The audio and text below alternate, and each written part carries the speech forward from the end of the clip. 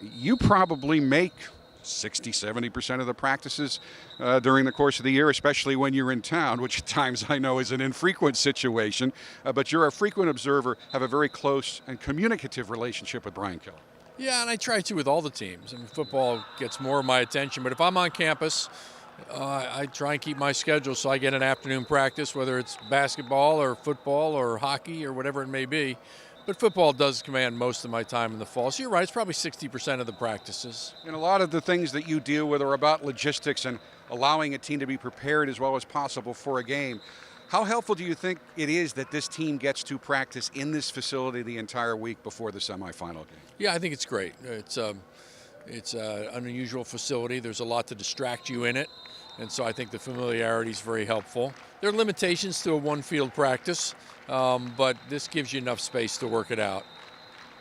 The remarkable turnaround in this program has clearly been acknowledged by the fact Coach Kelly probably has to build a new trophy case for all the Coach of the Year awards that he's winning. But when you think about it, 4-8 and really struggling a couple of years ago, and now you're 12-0 and the third-ranked team in the country. Talk about the process that got Notre Dame back and back so quickly.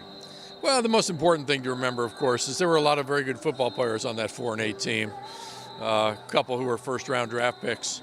And so we understood that, right? That we had very talented, committed young men. There were just some things around the program that you got to go in and take a look at and readjust. And Brian and I have always had a great relationship in terms of discussing and looking at those things. And we picked the ones that needed to change, and we changed them. And his engagement with the team to ask them their views and what they thought was a real critical part of it. It is, of course, Christmas morning. The Irish behind us just going into FSA, which is flexibility, strength, and agility drills, and playing some Christmas carols to keep the mood going. I know another thing that this entire program has done, it is difficult, especially when you're younger, to miss Christmas with your family, and doing everything possible to allow the kids to experience as much of Christmas as they can while still focusing on the task at hand. Yeah, although they're excited about where they are and what they're doing. There's nobody who regrets the change in the calendar. It's been interesting. The families have all adopted different strategies. Some were Christmas on the 22nd, some on the 23rd. Talked to somebody this morning who's holding it until after the national championship game. So everybody's got their own strategy for recognizing Christmas, but we're thrilled to be here. That's right. It's not the date, it's the family and the time you get to spend whenever you choose to do it. A lot of debate, and you were in the middle of it. You were asked about it a lot, about does Notre Dame deserve to be here? You're very familiar with all the members on the committee, and I think the fact is that they certainly do believe it, because Notre Dame's position in the rankings never changed, even in the closing weeks, even when Notre Dame didn't have that so-called 13th data point. Yeah, and it's why we build the schedule the way we do. I mean, our 12 games have to be able to compare favorably to somebody else's 13 games, and we do. We talk about it from time to time, but the fact that we choose to schedule the way we do, it not only creates a tough schedule, but it doesn't give you the benefit that a number of teams do of effectively scheduling a week that's like a second bye for them. It's nothing more valuable in college football than a bye. And you can pick some teams to play that effectively give you that second bye. And, I think that has to be factored in too. So in this year in particular, I couldn't be more comfortable with the fact that our 12 holds up against anybody's schedule. Of course, the debate has extended to they have to change the format. They have to let more teams in. What are your thoughts on that? The good thing is as people raise that question, is they're asking it from a position of strength in terms of how well the CFP has performed in its initial years. I mean, it's been great. All kinds of new interest in the game, record levels of viewership. It is working, and it's working well. That is the time to ask yourself, can we be better, and be open to a discussion. And I think that's the way I approach it. I'm not advocating change. I'm not looking for particular change, but I'm also open to a discussion which says, can we make it even better? And I think in the coming year, we'll take an opportunity to have that discussion.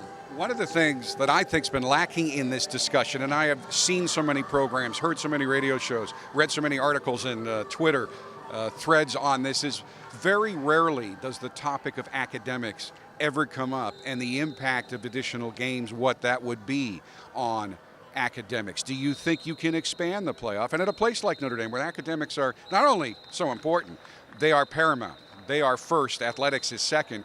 Could Notre Dame work around a schedule where they expanded the playoff? Well, I think you shouldn't assume that an expanded playoff means more games. It doesn't have to. So that would be on the table. But we were given clear parameters by the presidents now 6 years ago when we started this journey. And one of them was to protect the academic calendar. Don't schedule games during first semester finals and don't encroach on the second semester starting.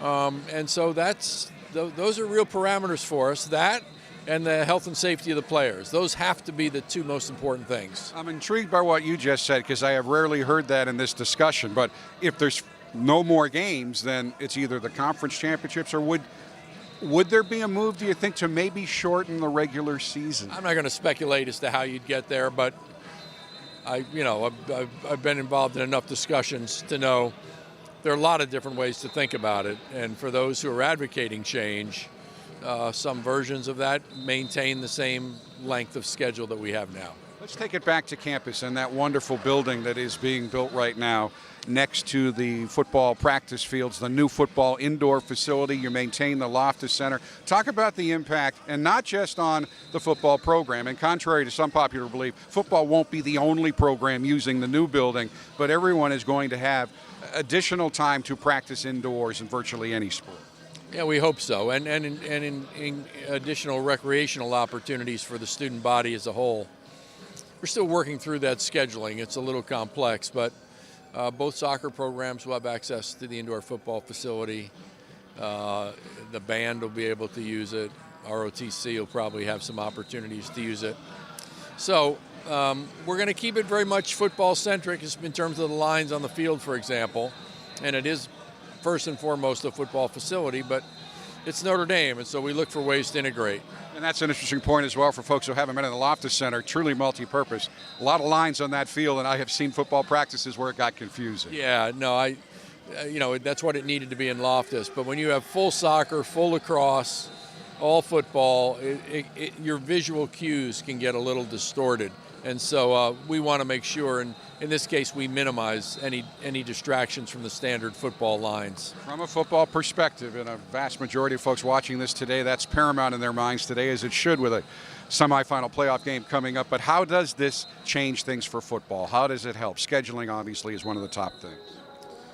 Yes. I just think it's the dedicated space throughout the day. So one of the things we've tried to do across our sports is give our athletes the opportunity to practice on their sport at times that are convenient to them. So the hockey player can go in and work on the shooting machine at Compton with the new basketball practice facility. If our players want to go in at an odd hour and just work on their game, shoot, they can do that. And that's one of the big advantages of the football facility. Beyond it giving us a better venue for practice, especially in inclement weather, the punters can go in there when they don't have a class and punt, and somebody can go in and work on some other aspect of their game. And that's a luxury we haven't quite had. And you touched on it a little bit, but we haven't made a big point of it in this interview. The ceiling is high enough in there that there's just about nothing you can't do in that building. Where in Loftus, you were limited with your kicking game. That's right. Allow us to do that much more effectively. Although our punter just hit the board here twice, so I know he can hit the. I know he's going to be able to hit the apex of our ceiling, but we'll be able to have a much more normal kicking experience in it. I researched that a little bit, and by the way, folks, if during the game the ball hits the scoreboard, it is a re-kick, but you kind of have to be trying to hit the scoreboard, and it's not necessarily the most efficient kick if you're kicking it that high. It doesn't go downfield a whole long way. Well, if you know our kicker, you know he was trying. So I know that. Yeah, that's what I'm saying. I mean, hopefully it doesn't impact the game. Final question, and I love asking you these open-ended big questions because I always get a complete and informative answer. But as you look right now, and you are so involved in the overall aspect of college sports, Where are we? Are we in good shape? What needs to happen? Because I know there's some court cases we've discussed before coming down. Is there cataclysmic change on the horizon, or are we waiting and seeing what happens? Yeah, thanks for asking that question. Change is coming, and I would say to our fans, be careful not to overreact to the triggers that will occur along the way here. There will be some lawsuits that the collegiate sports world loses, the NCAA in particular, and people will write about that as some sort of doomsday. There'll be some health and safety cases that we'll have to pay careful attention to.